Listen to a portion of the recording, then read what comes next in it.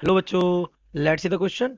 In an AC circuit, the power factor option A is 0 when the circuit contains an ideal resistance only. Option B is unity when the circuit contains an ideal resistance only. Option C is unity when the circuit contains a capacitance only. Option D is unity when the circuit contains an ideal impedance only. So let's see the key concept of this question. The key concept of this question is that the power dissipation of an AC circuit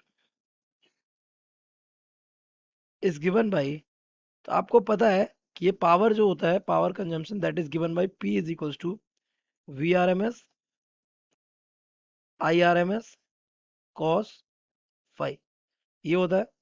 अब आप यहाँ पे ध्यान से थोड़ा सा नजर रखें तो ये आपका क्या है वोल्टेज, ये आपका है करंट, ये तो आपके डीसी में भी होता है P is equals to V I. पर जो ये जो आपको कॉस फाई नजर आ रही है ना, ये डिसाइड ये क्या कर रहा है P की वैल्यू को डिटरमाइन कर रहा है। That's why this is called the power factor.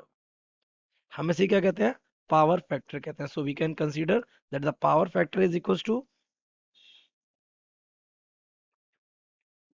क्या हो जाता है हमारा कॉस फाई। तो अब आपसे बात किसकी चल रही है, बात चल रही है रेजिस्टेंस, इंडक्टेंस और कैपेसिटेंस की। तो मैं आपको बता दूं, एक एसी सर्किट में पहला for register,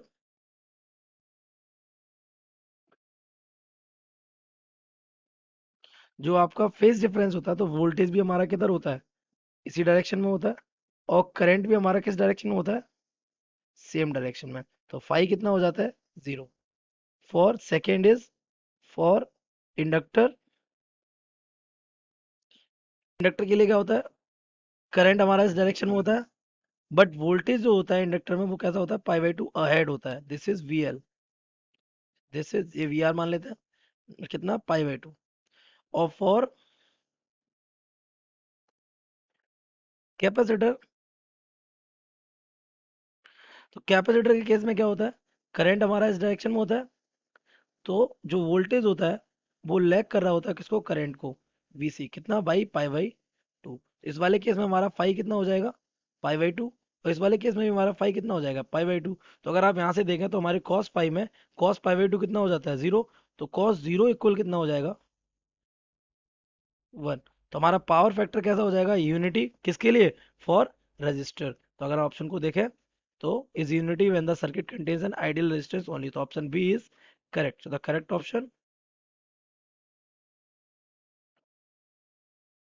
I hope you have understood it well.